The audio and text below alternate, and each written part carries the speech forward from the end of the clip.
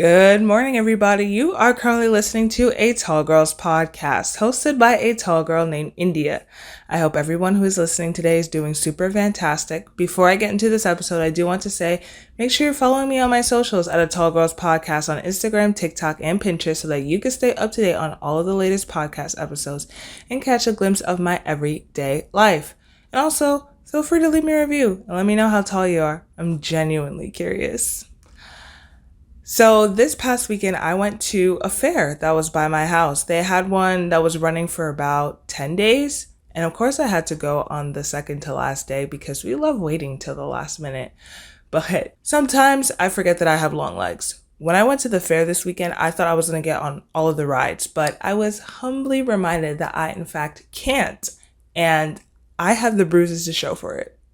But nonetheless, I had a ball. I had a great time on the rides that I did actually get on, which were probably only 3 or 4 because I could only fit on 3 or 4 of the rides. They were actually pretty fun considering the fact that I think that the fair was kind of made for kids. I think it was just made for all people, but a lot of the rides were kid rides, or maybe a lot of the rides were short people rides. Who knows? But there were a lot of screaming children because it was in a parking lot of a college that's by my house. There were a lot of screaming children running around. I did get overstimulated at one point because there was just too much going on. And I was telling myself, yeah, I'm going to get on the kid rides too. Like, you know how sometimes you like to just get on the kid rides, or maybe that's just me, who knows? I was thinking to myself, yeah, I'm going to be able to get on the kid rides and all that stuff. But the fact that I could barely fit on 3 or 4 of those rides, the big rides that I was able to go on, I don't think that it would have been smart for me to get on any kids' rides. Because when I went on those 3 or 4 rides, you know, the little thingy that, or this, not necessarily the seatbelt, but it's kind of like a lever type of thing that goes up and down that keeps you in your seat, but it's not necessarily a seatbelt. When the workers would try to put that down like over me or whatever, I would have to angle my legs in a way that would allow them to push it down, because if I just had my feet flat on the ground, they would not have been able to push it down. And that was honestly a little bit embarrassing. No, it's not embarrassing. I am tall, and being tall is not embarrassing. What was embarrassing is that they could have made those seats a little bit bigger and that lever thingy that keeps you from flying out of the roller coaster a little bit higher. So what's really embarrassing is that they didn't cater to all people. They're discriminating, and that's not a vibe.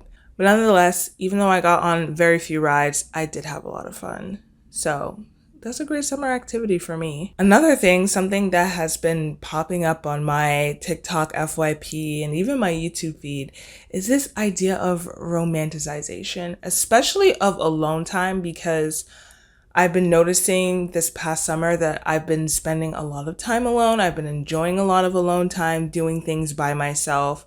And number one, that's a little creepy because are y'all stalking me? Do y'all know that I'm doing a lot of these things by myself? So you just want to feed me a bunch of stuff about alone time and romanticizing that? But I think that soon that will especially be a good thing, because in a few weeks we're going to be heading into fall and winter, and the loneliness hits a little bit different when the weather gets colder, I guess you could say, or at least to me, it's a little bit different because it's around holiday season and everybody's with family and friends and loved ones and SOs and this and that and the other. And on top of that, not just being alone or spending time alone during that time period that can be frustrating. Also, it's easier to get into a rut or get out of routine at that point. A big part of that is because of the weather change. It gets colder, the sun is out for less time. So I think that as we get closer to that period, that's when romanticization is probably going to start picking up. So I guess the algos or whatever are trying to prepare for that moment. And it's even harder to know what the word romanticization even means. Oh my gosh, I'm having a hard time saying that word. But it's harder to know what it means because a lot of us growing up didn't really hear of that word. It wasn't really popular. It wasn't really common. It didn't become popular or a trend till I think probably after the pandemic, where you're trying to romanticize the simpler things in life. So of course I decided to Google it, because why not? Gotta use Google to our advantage. So when I Googled it, the definition of romanticization is that ability or that action to idealize or make something better than it actually seems. It's like dealing with something or describing something in an idealized or unrealistic fashion.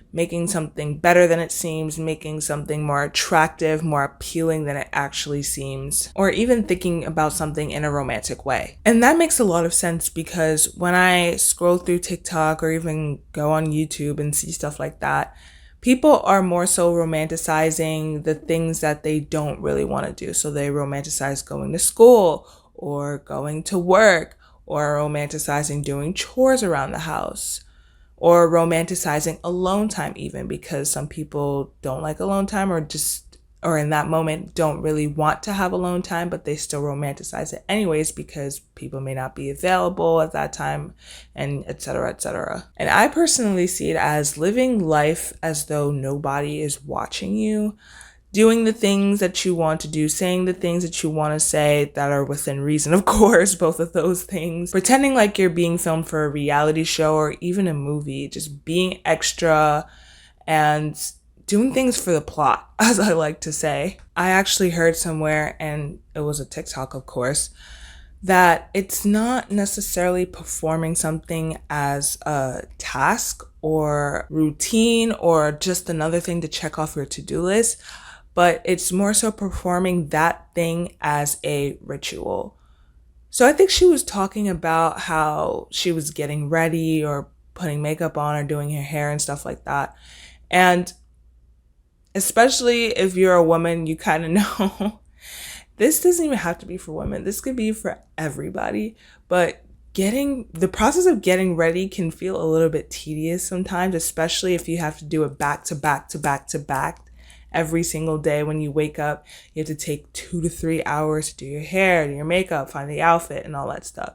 So it could kind of feel like a chore or a task. But instead of seeing it as a task or seeing it as a chore and just being like, oh my gosh, this is taking so long, my arms hurt, this, that, and the other, she was saying, try to find ways, find little things to make that process better and enjoyable.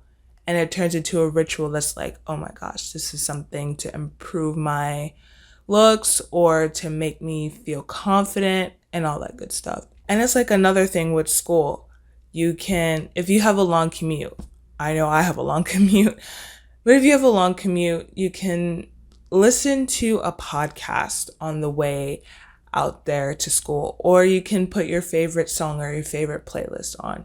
You can take the scenic route and explore new places, discover new places, take pictures of everything, and even leave just 15 minutes earlier, just so you can discover a new place and just sit there for a second and really take it all in and appreciate what's around you. Put on a nice outfit, wear a nice shirt or a nice dress or whatever it may be, and allow people to gawk at you because you're looking super fly that day. And even just the process of actually being in school and studying and doing homework, you don't necessarily have to sit in your room or sit in the school's library. You can go to a nice little cafe. You can do it outside. You could do it in a park. Just change up the scene or change up that routine a little bit. Find something or a few things that can add a little bit of spice to that process that you don't necessarily want to do or that you don't find enjoyable. It's kind of like finding the little things that can make that experience better, that can make it less of a chore, that can make it less of a task and leads you to complain less about it. And you kind of immerse yourself in that experience. You become more present, you become more mindful, leading you to become more appreciative and grateful and happy with the situation or happy with what you're doing. And that can indirectly lead to confidence because it's just about finding things that make you feel good. And if you make that process or that task a good and enjoyable experience. It makes you feel good, it makes you more confident. Am I overanalyzing this? No, I'm not overanalyzing this. This is the whole psychology with romanticization, at least in my opinion. You could very well have a different opinion. Everybody's entitled to their own opinion. But that's personally how I see romanticization and how that can potentially lead to confidence. And I think in all the TikToks and the YouTube videos, that's ultimately what they're trying to say. And since here we're all about becoming more confident and loving being tall and loving our height and being more confident in our height, I'm thinking to myself, why don't we just romanticize our height? Does that lead to confidence? And I feel like it kind of could. Why don't we just idealize our height? Why don't we just make it more attractive or more appealing than it actually seems? But that's also the other thing, because that kind of implies that you see it in a bad way. And don't get me wrong, some people do. I used to, because I was so annoyed by it. I was so frustrated. But it's not actually as bad as it seems, or as bad as we're making it, or even as bad as other people are making it. Because keep in mind, these people out here, their comments on our heights, whether you're tall, short, average, or whatever, they can also make that experience pretty bad. So then bringing that idea of romanticization, can we become more confident in our height by romanticizing it? So what does that mean? I'm just going off the whim here. I'm just coming up with random ideas. I am just taking my own experiences, the ones that I find extremely frustrating or annoying, or the things that I didn't like, and trying to see if I can make that better. And hopefully that can help me, and hopefully that can help you too. So let's take shopping, for example. We've all been there. We've all been there. We've all been there. It's not even just about being tall, any height or any body type in general. We've all been there. We've all struggled to find clothes that actually fit us properly, that fit us well, that hug us in the right places, that are long enough, short enough, whatever it may be. And it could take a long time to find what actually works for you. I know that when I go shopping, I take at least 4 hours, because I gotta go through everything. I have to pick up the same thing in like 3 different sizes, because they just make sizing weird. Like a medium at one store isn't a medium in another store. I don't like that. And then I have to try it on, and then I have to retry stuff on. It's a whole process. So I think that you can make shopping a whole day type of thing. Just carve out one day, or carve out a couple hours in a day just to do that. And what I like to do is I like to look at a map and plan out where I go first and second and third and stuff like that. You can kind of create a list and go to those places, but also take a second to just walk around, see new things, experience new things, especially in the busy areas of the city areas, because if it's a nice day and you're going shopping, they have shows on. Some people are doing weird acts, like doing soccer tricks in the middle of the street, or they're playing music. Or some people even sell food, and you can get some food too. You know what I mean? So that's a great way to idealize that process. Or you can put on a podcast, or put on your favorite playlist or your favorite song on repeat. I know I do that. I have that one song that I be repeating for 4 hours. And I think that kind of takes your mind off of the frustration of shopping and not necessarily finding what you want, because you're partially distracted from that podcast, or you're partially distracted from your favorite song. And it can add a little bit of spice or a little bit of flavor to that moment, because you are just listening to something that is a favorite for you. Or you could even take pictures or take videos in the fitting room, and you can look back and be like, ooh, why do I look good in this? Or, ooh, my hair looks good that day. Or I could change this up. Let me experiment with that, and yada, yada, yada. Or even if you find something that you like, or find something that fits you well, you can buy yourself a treat. You can get a little candy bar, or you can buy yourself like some good food. Or you can buy yourself some good food. Or you can go to that museum you've always been wanting to go to Just something to reward yourself for completing that frustrating task. And I'm going to take a moment to say here, wear what you want to wear. I don't care how tall, I don't care how short you are. Wear the heels, wear the short shorts, wear whatever it is you want to wear. Period. It's so much easier when you don't restrict yourself. Another example, everything is short for us. Let's just face it. Desks, sinks, counters, you're constantly hunched over. Your neck starts to hurt, your back starts to hurt, your shoulders start to round and hurt. So something to combat that is by stretching. I personally love to do this, especially once in the morning and once at night, because I feel like it kind of wakes me up in the morning and it calms me down at night, so it helps me sleep easier. You can romanticize that by just taking 15 minutes, 10, 15 minutes out of your day. Put on your favorite song, put on some meditation, put on your YouTube video, and just take some time to move your body, move your back, move your shoulders, and just stretch out all of the kinks and the pains that you feel. And another thing I'm going to go over is the comments. Let me ask you something. If people were not commenting on your height, would the experience of being tall be as bad? It's the how's the weather up there, or the oh my gosh, you don't play basketball, or the you're so big, or you're too tall. It's comments like those that actually make the experience of being tall, or at least 80% of it, horrible. And I get it. I've been there. I am still there to this day.